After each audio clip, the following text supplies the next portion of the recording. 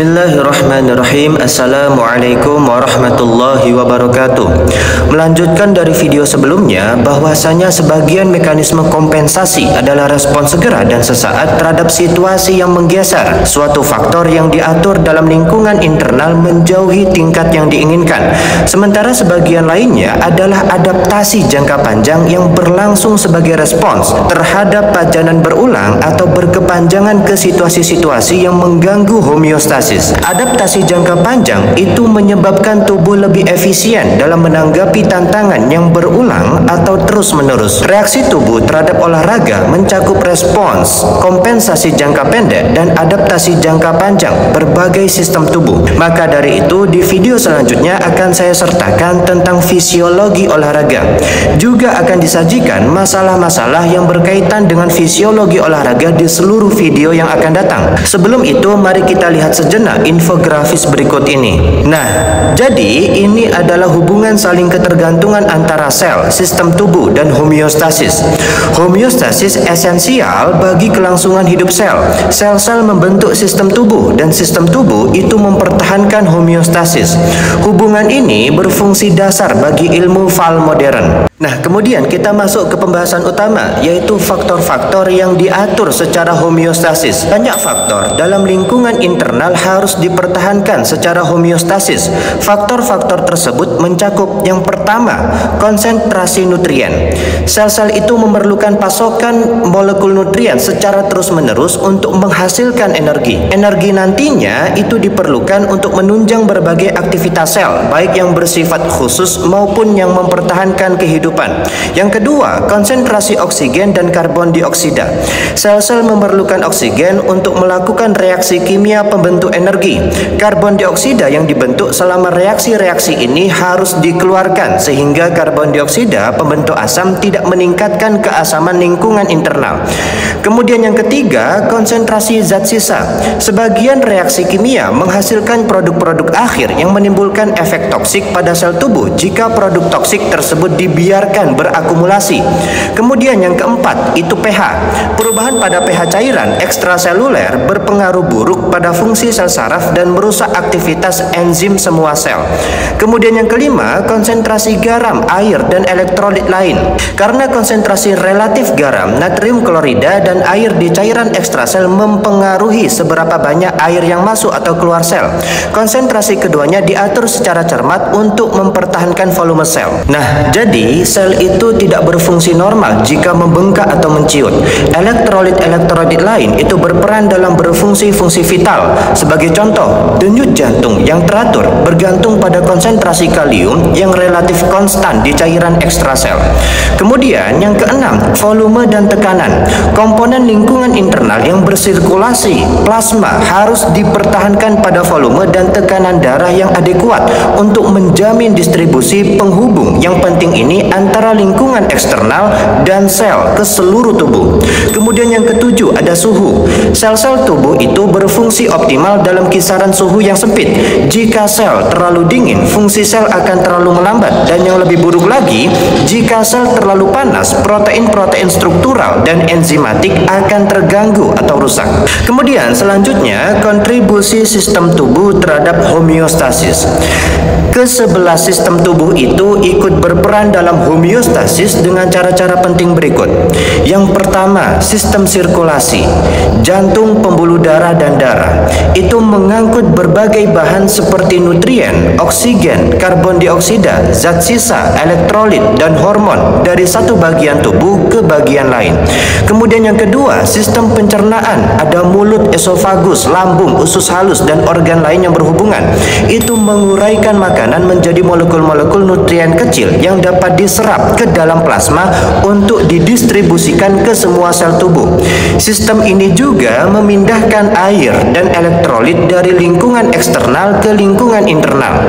Sistem pencernaan itu mengeluarkan residu makanan ke lingkungan eksternal dalam bentuk feses. Kemudian yang ketiga, sistem pernafasan. Ada paru-paru dan saluran nafas utama. Itu menyerap oksigen dari lingkungan eksternal dan mengeluarkan karbon dioksida ke lingkungan eksternal. Dengan menyesuaikan kecepatan pengeluaran karbon dioksida penghasil asam, sistem pernafasan juga penting untuk mempertahankan pH lingkungan lingkungan internal yang sesuai. Kemudian yang keempat ada sistem kemih, yaitu ginjal dan saluran pipa yang terkait. Itu mengeluarkan kelebihan air, garam, asam, dan elektrolit lain dalam plasma, serta mengeluarkan mereka ke urin bersama dengan zat-zat sisa selain karbon dioksida. Kemudian yang kelima ada sistem tulang dan sendi, merupakan penunjang dan protektor bagi jaringan lunak dan organ.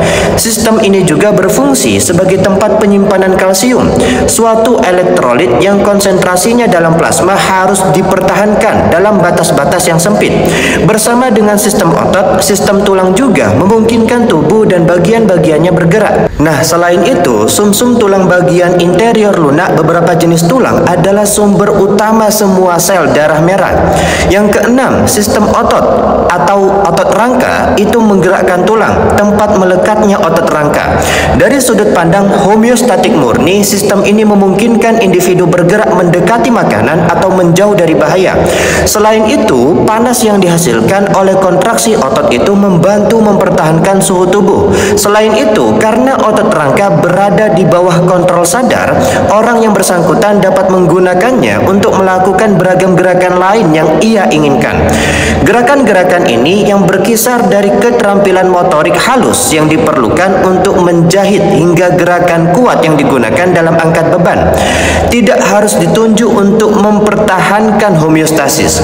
Yang ketujuh, sistem integumen, yaitu kulit dan struktur terkait, berfungsi sebagai sawar protektif luar yang mencegah cairan internal keluar dari tubuh dan mikroorganisme asing masuk. Sistem ini juga penting dalam mengatur suhu tubuh. Jumlah panas yang lenyap dari permukaan tubuh ke lingkungan eksternal dapat disesuaikan dengan mengontrol produksi keringat dan dengan mengatur aliran darah hangat ke kulit. Kedelapan, sistem imun, yaitu sel darah putih dan organ limfoid, itu mempertahankan tubuh dari invasi asing seperti bakteri, virus, dan dari sel-sel tubuh yang berubah menjadi kanker. Sistem ini juga memudahkan jalan untuk memperbaiki atau mengganti sel yang cedera atau aus. Yang kesembilan, sistem saraf, yaitu otak, korda spinalis, saraf, dan organ indera, adalah salah satu dari dua sistem regulatorik utama tubuh. Secara umum, sistem ini mengontrol dan mengoordinasikan aktivitas tubuh yang memerlukan respon cepat. Sistem saraf sangat penting dalam mendeteksi dan memulai respons terhadap perubahan dalam lingkungan eksternal. Selain itu, sistem ini bertanggung jawab untuk fungsi-fungsi yang lebih tinggi, fungsi luhur, yang tidak seluruhnya ditujukan untuk mempertahankan homeostasis, misalnya kesadaran, daya ingat, dan kreativitas. Yang ke-10, sistem endokrin, semua kelenjar penghasil hormon, adalah sistem regulatorik utama lainnya. Berbeda dari sistem saraf, secara umum kelenjar-kelenjar penghasil hormon pada sistem endokrin itu mengatur aktivitas yang lebih memerlukan durasi dan bukan kecepatan, misalnya pertumbuhan. Sistem ini sangat penting dalam mengontrol konsentrasi nutrien dalam darah dengan mengatur fungsi ginjal, mengontrol volume dan komposisi elektrolit cairan ekstrasel. Yang ke-11, sistem reproduksi, yaitu gonad pria dan wanita, tiap-tiap testis dan ovarium dan organ yang terkait. Itu tidak esensial bagi homeostasis dan karenanya tidak esensial bagi kelangsungan hidup individu. Namun, sistem ini esensial bagi kelangsungan keberadaan spesies. Selagi kita membahas tiap-tiap sistem di atas secara lebih terperinci, ingatlah selalu bahwa tubuh manusia adalah suatu kesatuan terkoordinasi, meskipun setiap sistem itu memberi kontribusi khususnya masing-masing. Kita mudah melupakan bahwa semua bagian tubuh sebenarnya menyatu padu, membentuk satu tubuh utuh yang berfungsi. Karena itu, setiap topik utama dimulai dengan pembahasan yang berfokus pada bagaimana sistem tubuh manusia yang akan dibicarakan menyatu dengan tubuh keseluruhan. Selain itu, setiap topik diakhiri dengan pembahasan singkat mengenai kontribusi homeostatik sistem tubuh yang dimaksud, sebagai alat bantu agar kita dapat menelusuri bagaimana semua sistem menyatu. Gambar berikut ini akan menjadi referensi memorizing. Kita juga perlu menyadari bahwa tubuh keseluruhan yang berfungsi itu lebih besar daripada jumlah tiap-tiap bagiannya. Melalui spesialisasi, kerjasama, dan saling ketergantungan, sel-sel bergabung untuk membentuk organisme hidup yang tunggal, unik, dan terintegrasi dengan kemampuan yang lebih beragam dan lebih kompleks daripada yang dimiliki oleh oleh tiap-tiap sel pembentuknya. Bagi manusia, kemampuan-kemampuan ini jauh melebihi proses-proses yang dibutuhkan untuk mempertahankan kehidupan. Sebuah sel atau bahkan kombinasi acak sel-sel jelaslah tidak dapat menciptakan mahakarya seni atau mendesain pesawat luar angkasa.